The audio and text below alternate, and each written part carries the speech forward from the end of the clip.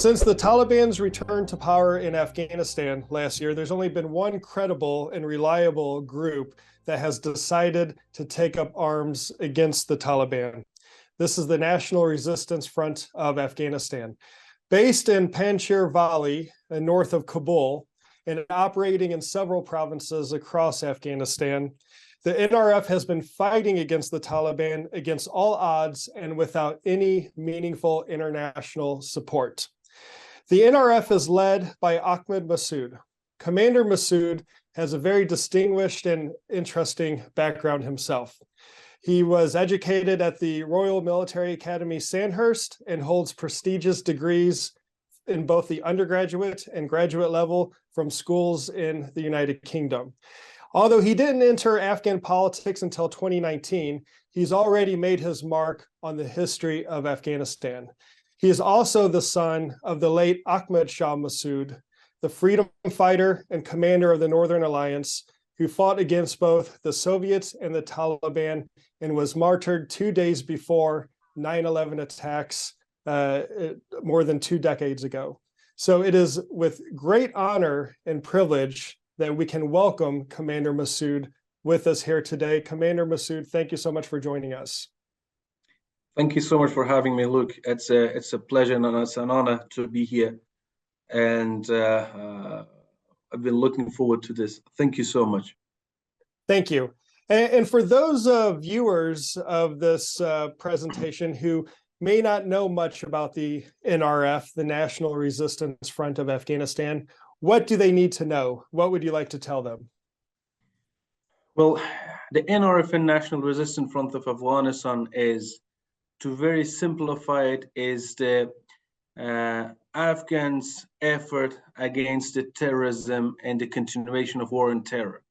The colleagues, the friends, and the partner of the war on terror, which was left behind in Afghanistan, and they decided after the takeover of the Taliban after 15th of August to continue fighting on war and terror after the Taliban refused to come into talk and negotiation.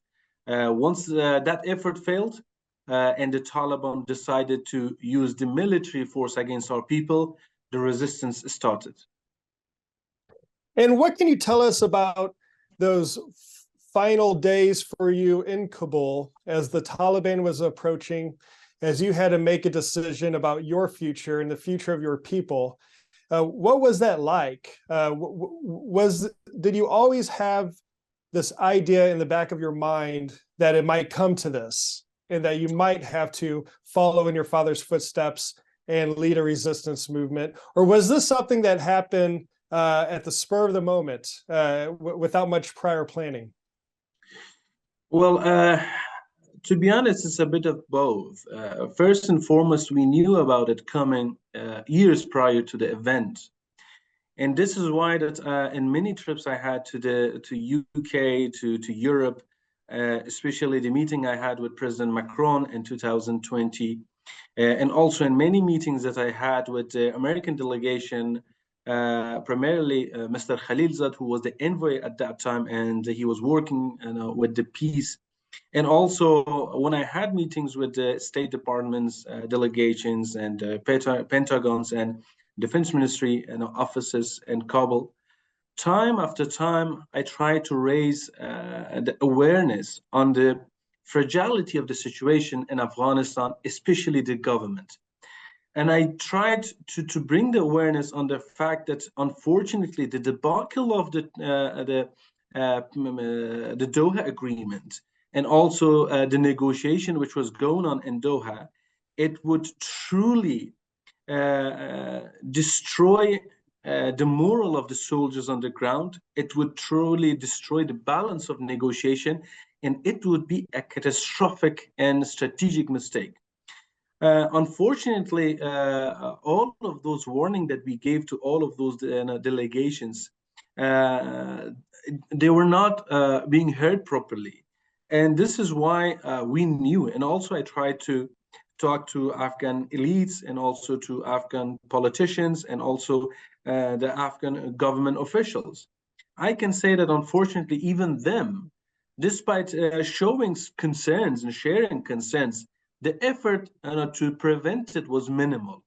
So when it comes to today, because up to the 15th of August, although that I have tried to mobilize the resistance constituency against the Taliban, however, till very last day, we believed in Afghanistan armed forces.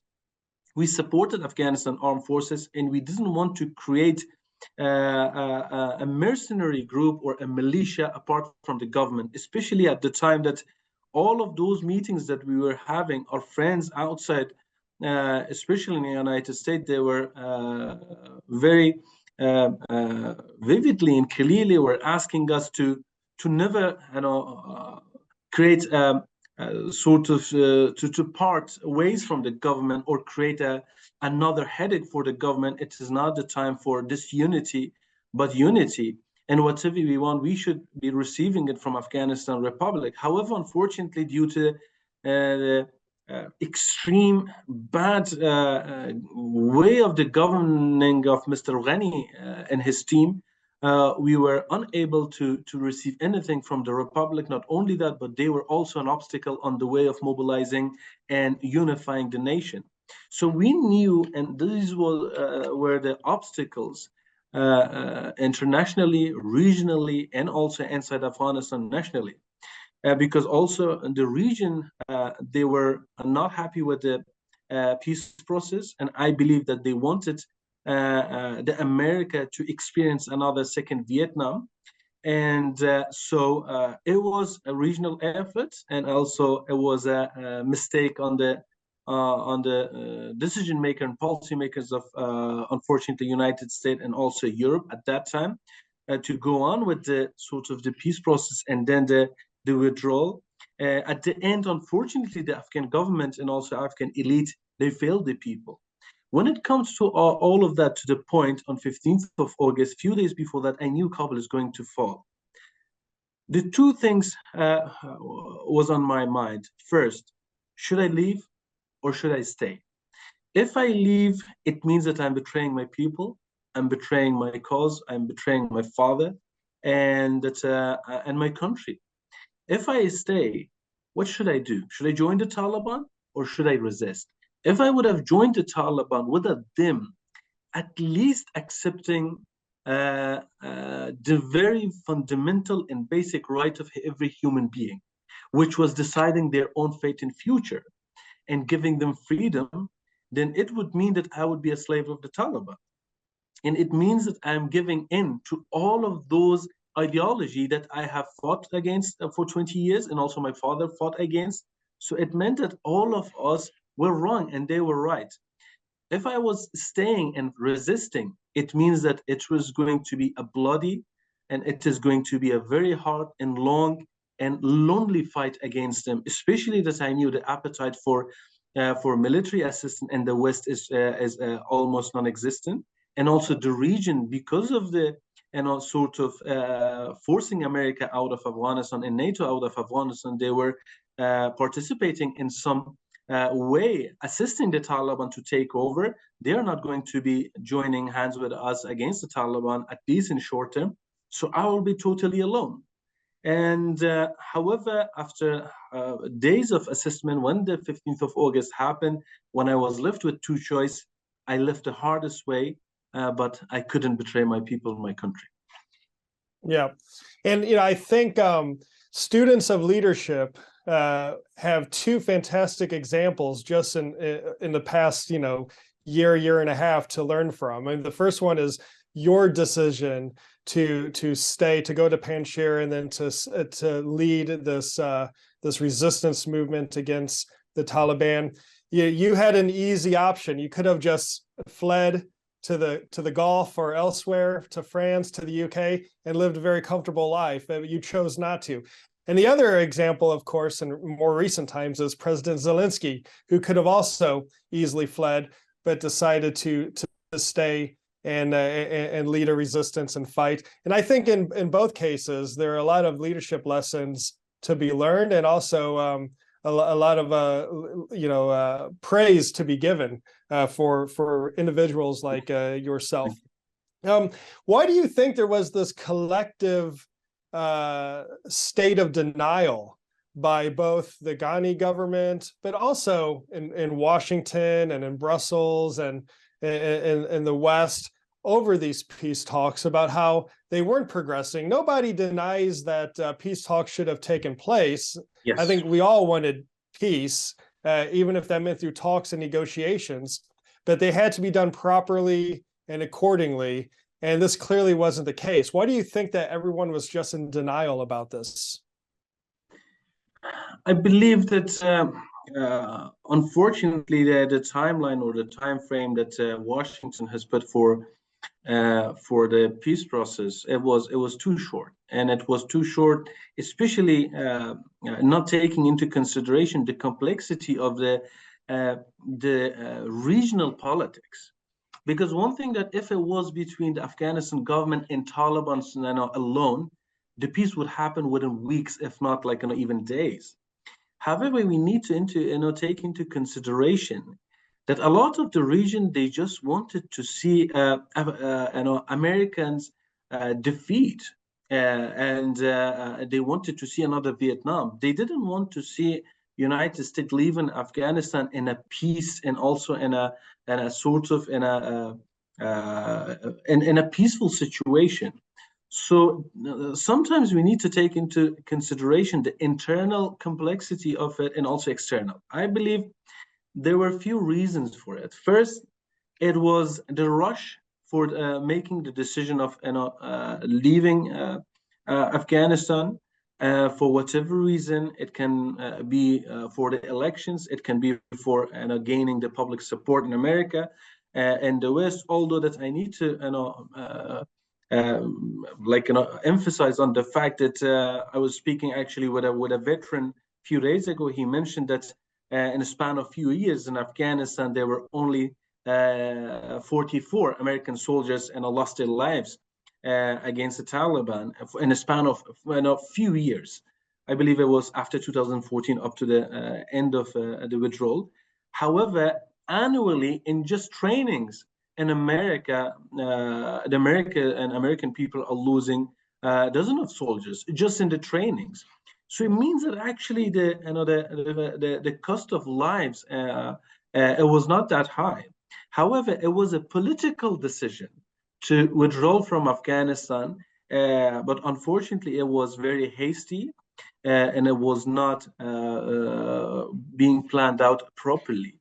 And also inside Afghanistan, I believe the hope was that with the pressure of international community, especially United States, the peace process, or at least the peaceful transition, would happen. So therefore, even there was a naivety inside Afghanistan, because many figures in elite, especially the opposition of the Ghani government, they were hopeful for a change and they were hopeful for a peaceful transition. But unfortunately, it did not happen, and the Taliban and the external players who were supporting the Taliban, they precisely knew the Russian-American decision and their hastiness, and they knew that if they would wait long enough, that America would leave, and nonetheless, and it would be they're going to take Kabul for free, and they would take it without into actually giving in to the will of a peace process. So I believe it was a mixture of many bad decisions and reading wrongly the promises of the Taliban. Of course, for example, it was the decision of American government to put a lot of pressure on Afghan government to release 5,000 Taliban soldiers. And Qatar, for example, guaranteed that they're not going to back to the front line. Well, they did go back to the front line, not even weeks later, but actually days later. So all of these naivety in reading the Taliban's and understanding their position and reading their false promises, it all brought us to the misery and catastrophe that we are at today, unfortunately.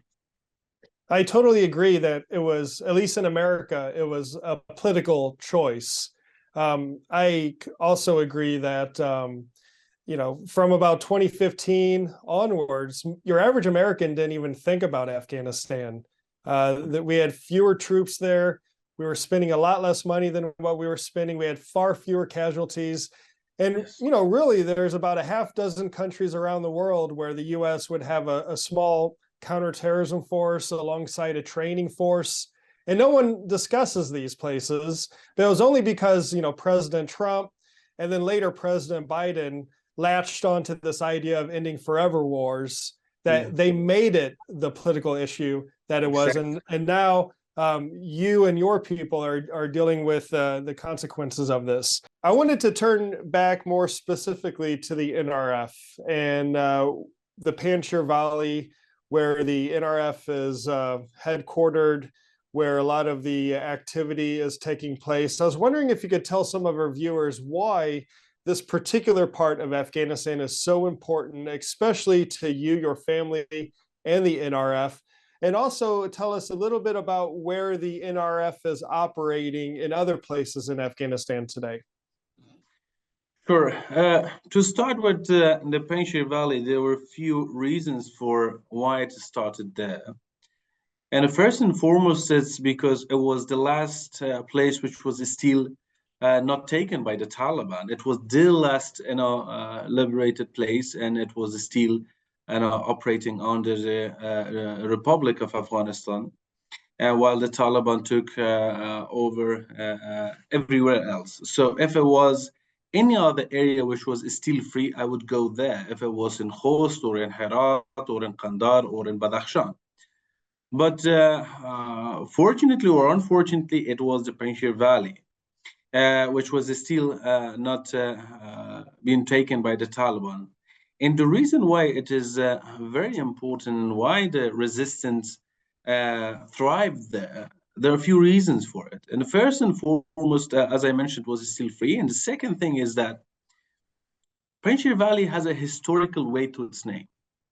It withstand many major attacks of the Soviets. And my father, legendary commander Ahmad Massoud, he was well known as the Lion of Panjshir. He managed to withstand a lot of attacks, air and land attack by the Soviets.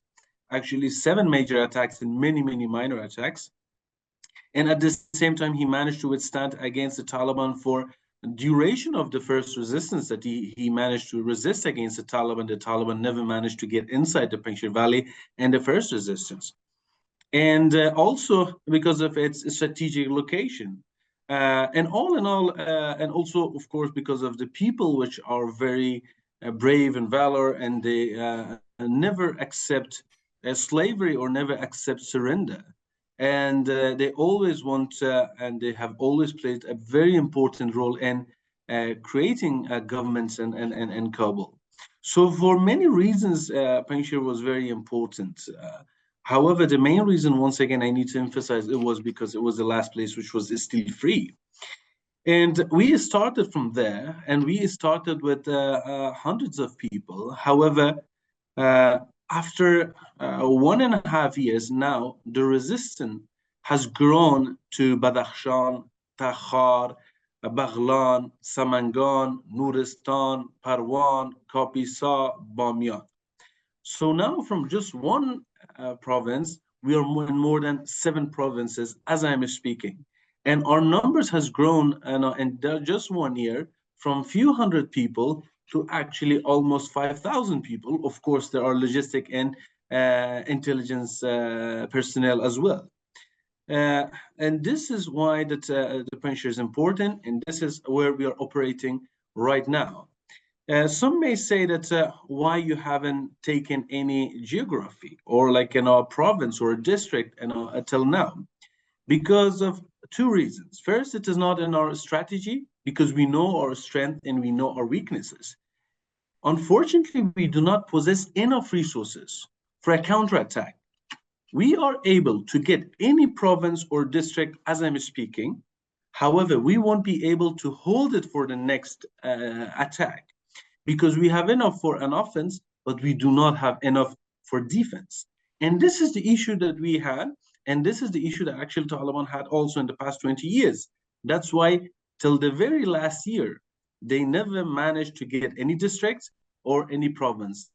Just one time that they managed to get Kunduz, it was a tactical one, not a strategic one. So therefore, this is also the case in here, that in this year, our strategy was not to hold or to get a district or a province. To do what? Because we knew we can hold on to just the buildings. But we exist, that's why we managed to hold on to the many prisoners that we managed to get in the past few months and a year, and we managed to hold them. The Taliban never managed to free their prisoners, and also our soldiers and our commanders still exist.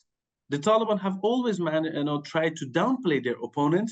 And the first resistance they called us, which was a national alliance in front, they called it Northern Alliance. In the past 20 years, they called the Republic the administration of Kabul. And right now they say there is no resistance, while actually you see a lot of casualty from both sides. And it just shows that the resistance is growing, and it is growing because their atrocity is growing. Yep. And in the past year or so, we've seen a more visible public presence of the NRF on the international stage. A couple of months ago, I think it was in October, there was a big gathering in Vienna of not only yourself, but other representatives of other anti-Taliban groups gathering together in Vienna. Just recently at the Herat Security Dialogue in Tajikistan, again, we see this presence emerging on the international stage. What kind of reception are you getting, or your team, when they travel around the world to explain what the NRF stands for? What kind of reception are you getting from governments, from Congress, from parliaments, from civil society? I think many of the viewers would be interested in how you're received. Well, one thing which is I need to emphasize on two things in here. First is that all of these events that you just mentioned and these political activities that we are doing, it is a part of our political strategy. Our political strategy is to bring unity among those who are opposing the current situation in the Taliban, and to clear a path and to create a path for a solution, what we want for the future. And so that majority of the opposition of the Taliban to be very clear on their demands and what they want. And second thing, in this regard, actually, the resistance, just like on their military part, actually, even I can say even bigger than that, the political activity and effort of the resistance has been very successful. The second part, it is the reception and also what we have been hearing from our friends and outside. I can say, unfortunately, there are two things. First, especially in the first stage, there was a misunderstanding. They thought that we are actually fighting because it is our sort of decision, or it is our demand that we want to continue the conflict and the war. Unfortunately, there was a misunderstanding that even they pressured and they condemned some of the events that happened, because they thought they were because I understand the position of the West, and that they do not want to encourage for more conflict. I get it. However, it is not good for the West to keep saying that the resistance, it is not acceptable by the West, because it is wrong. What we are doing is the continuation of war on terror. At the same time, it is for a legitimate reason. The war has been forced upon us. And this is something that, unfortunately, at the beginning especially, it was being completely, we have been wrongly accused of, the Taliban saying it is them who are creating the conflict, while the West, especially America, should have put more of an investigation into this. Why we are resisting? What is happening on the ground, which makes the people to go against this tyrant, against this evil, against this terrorist, to resist.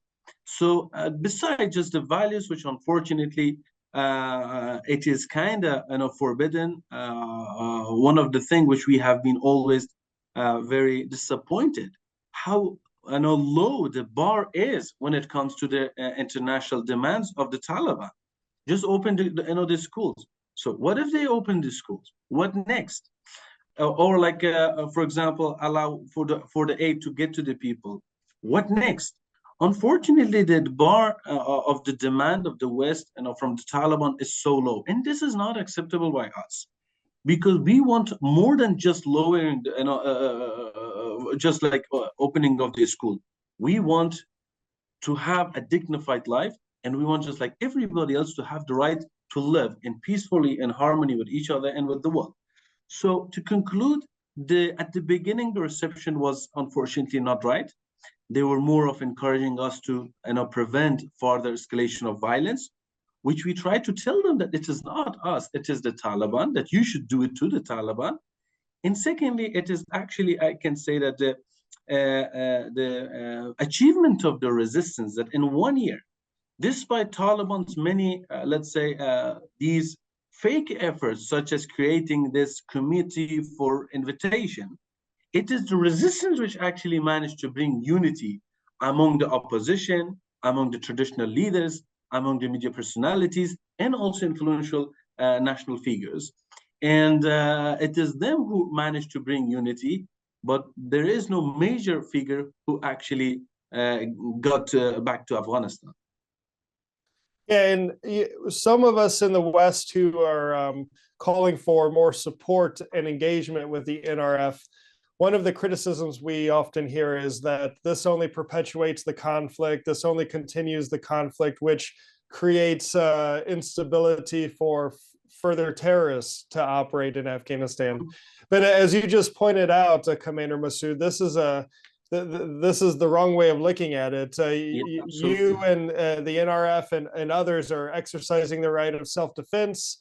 The Taliban are attacking you, and terrorism in Afghanistan has been put on steroids since they've taken back power last year. And I was wondering if you could tell us a little bit about the transnational terrorist situation that's being faced in Afghanistan today. Sure. Well, in this regard, I need to say that this is a very naive way of thinking things, or looking at things. After the collapse of the Republic and after the Taliban's takeover, we see a day-to-day escalation on violence. We see the escalation on the presence of international and regional terrorist groups. And we see how Afghanistan is becoming a safe haven for a lot of these groups. Way before the for the elimination of the Ayman al-Zawahiri in Kabul, we called it that Zawahiri is in Kabul, it is in Afghanistan. What more of a proof the world needs from us, or from people of Afghanistan, or from Taliban, to say that the sole presence of the Taliban, or them breaking all of those promises that they made, it is creating Afghanistan a hub for terrorism. As I am speaking, way more than 20 regional and terrorist groups exist in Afghanistan. Let me just give you a couple of examples. First, last year, we were the main dominant buyers of equipments and weaponry in Afghanistan. We were buying it from the Taliban. We were buying it from a lot of different sellers, actually. Yeah, the NRF. The NRF was NRF. Yeah. We were buying it from the Taliban. The corruption already exists in the Taliban ranks as well. We were buying it from them. We were buying it from a lot of other groups, which actually they managed to get their hands to the American equipments. We were the main and the dominant buyers, but we are a very tiny one, or we are probably one of the smallest buyers right now. Although that we have grown, but the demand is very high, because the other sort of the groups are actually buying it. The likes of Jaish al-Ad, the likes of TTP, the likes of Ansarullah, the likes of ETIM, and many other groups. Many other actually terrorist groups are buying it right now. So the market is very high and the competition is very high. That is why the prices are actually getting much more expensive for us. While last year it was not the same, it was completely different. This is something that we have been dealing as I'm talking to you. This is a proof when we are talking to those sellers, which we bought from last year, that why the price is higher, they say that actually there are more buyers. And who are the buyers? These are the buyers.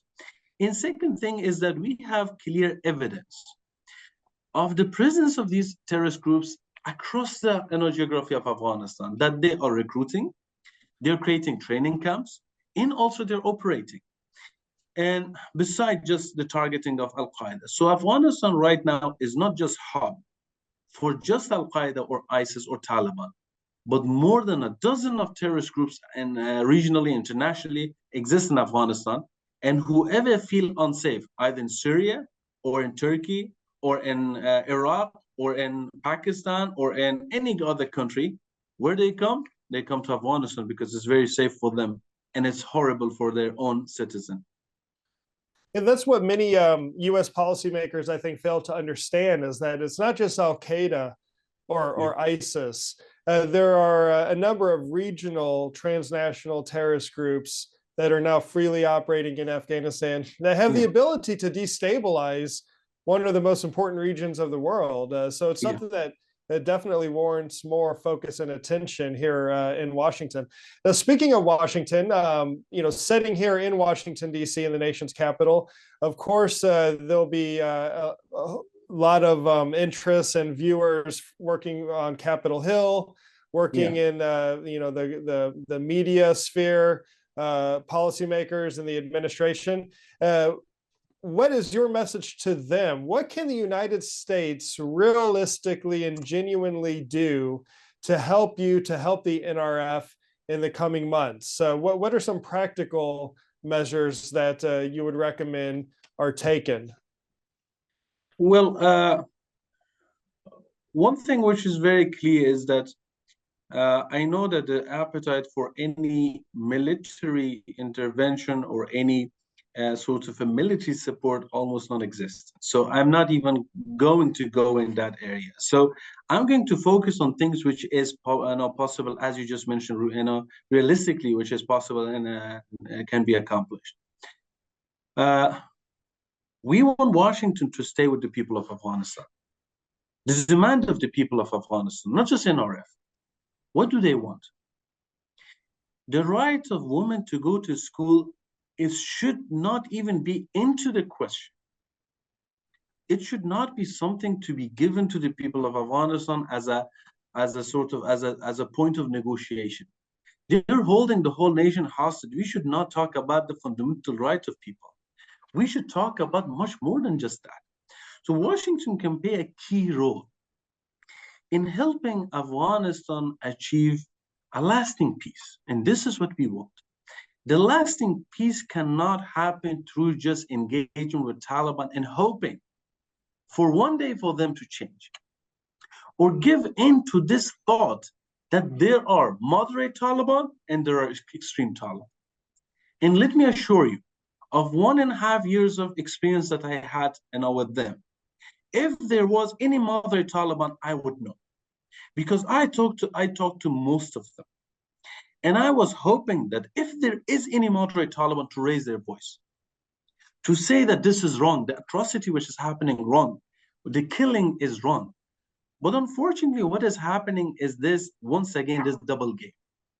Just the way that the Doha Taliban played the game with America and also with all of us, with the hoping, okay, we are not going to join the war if you release our 5,000 soldiers, which, it happened immediately. So not to give in to these false hope and actually helping the people of Afghanistan through either national dialogue supported by international community, especially United States, or to find another means of bringing pressure on the Taliban into truly finding a lasting peace by forming a government which truly represents all. And it is coming, the legitimacy of government is coming from or through a legitimate process. That is all we are asking. The whole nation and the whole people of Afghanistan, we are not asking for more. We want to have a government which is being elected through a legitimate process. That's all.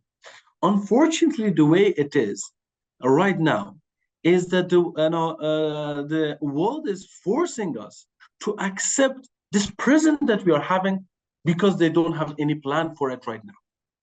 If they say, oh, security-wise, it's much better, I guarantee you North Korea is very safe right now.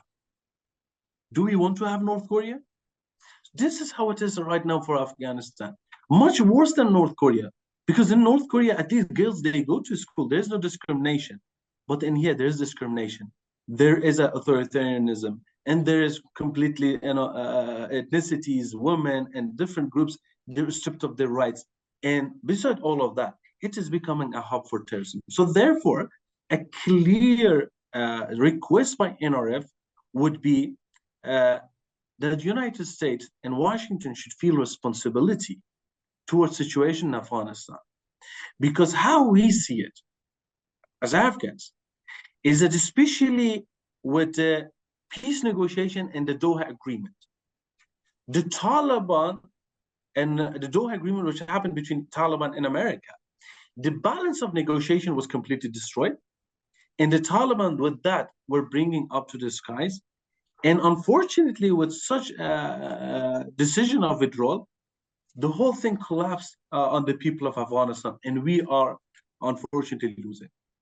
Let alone just, as I mentioned previously, that in between 2014 up to the end of the presidents of America and Afghanistan, they lost only 44. Annually, they are losing that much in just trainings in America. So it was a political decision, and this political decision has been very heavy and costly for the people of Afghanistan.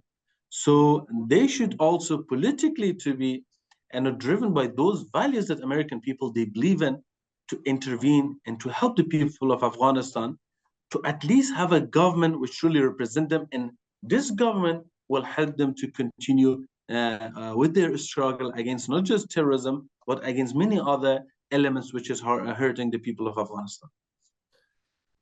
Almost since the very beginning of the creation of the NRF and since the Taliban capture of Kabul, I know that you personally have been calling for talks, genuine talks, yes, negotiations, but meaningful negotiations, yes, for the Taliban to come to the table and find a way that all the views of the different groups of Afghanistan can be represented in some form of government. Yeah. So it's not only just taking up arms, but you've shown a willingness from the very beginning for a political process. So for my last question today, I would like to ask you about your views of a democratic Afghanistan in the future. How's your vision for Afghanistan's future different from what perhaps many were hoping for over the past 2 decades in the country? Looking long term, what would you hope for? Well, long term. To begin with, and the talks, the Taliban did offer me a position in their government, and my answer was very clear. I'm not talking about myself. Where is the people? Ahmad Massoud is not the people of Afghanistan. How the government's legitimacy is coming from? Where it's coming from? We must have it through a meaningful, legitimate path, and that should be election. The people must decide their own fate and future. And this is what is happening. This is what we have been trying to do, and this is what we have been trying to tell to the Taliban. Unfortunately, the Taliban, what they want to do actually, they just want to buy partners to legitimize themselves without actually going to the people of Afghanistan. And this is where we are standing. If the Taliban accept election with the monitoring and presence of United Nations, the resistance will be over right now, and we all will go to the election, and we will see who the people of Afghanistan decide. But the Taliban categorically denied the role of an election, denied the decision of people of Afghanistan and their right to determine their own future. And this is something which we cannot accept. For a long term, what we want a country, we want a government and a regime that the people of Afghanistan decide for themselves. First and foremost, the people and their freedom and their sort of right to determine their own future is our fundamental and path and fundamental value. Second thing is the way of a government, or the shape of a government. Personally believe, once again, it is up to the decision of people of Afghanistan. I will never enforce this upon the people. However, based on the history of Afghanistan that I have researched and I studied, based on many scholars and based on many experiences we had, we believe a centralized government in a country like multicultural state like Afghanistan does not work. And it showed that that doesn't work. We see in the past 20 years, especially with the guarantee of economic support, financial support, and security support by the NATO, the government just simply could not function. So therefore, I blame one of the reasons of the collapse was actually this mistake was being made in 2001. So the mistake was that we completely misunderstood the structure of the social structure of Afghanistan, and we completely misread it, and we created a regime, a government, and a system which simply could not work in a government like in a country like Afghanistan. So therefore, a decentralized system is going to be the medicine to many problems of Afghanistan. In my humble opinion, the mother of all problems of Afghanistan is centralized government. And right now, although that the Taliban do not admit it, and many of those who are actually pro-centralized government, because it is in the favor of some elite politicians, including myself. If I want to have something for myself, I would represent myself as a leader of certain ethnicity, and I would call for centralized government, so I would have a share of pie for myself. However, I do not want anything for myself. So what I want is for the people. In this way, a decentralized system is exactly what we want for the people of Afghanistan. And this is what I believe is going to be the solution to mother of all Afghanistan's problem, which is centralized government. And as I mentioned, the Taliban do not admit it. As I'm speaking, in Mazar, the girls actually can go to school. Because over there, the Taliban of Mazar do not believe that the girls should not go to school. But this is something which, it's being practiced in some areas, but systematically they're against the women's rights. So therefore, that way of decentralized government, to some extent, somewhere that there is some individual who has some authority can exist and is existing. However, it just shows Afghanistan truly needs a systematic decentralized government. Absolutely. And I hope that people are learning the mistakes, especially from the Bonn conference, where allowing the president to appoint provincial governors, centralize too much power at the top, or the use of the single non-transferable vote for the parliamentary democracies in a country as diverse as Afghanistan makes no sense from a basic political science point of view, if anything else.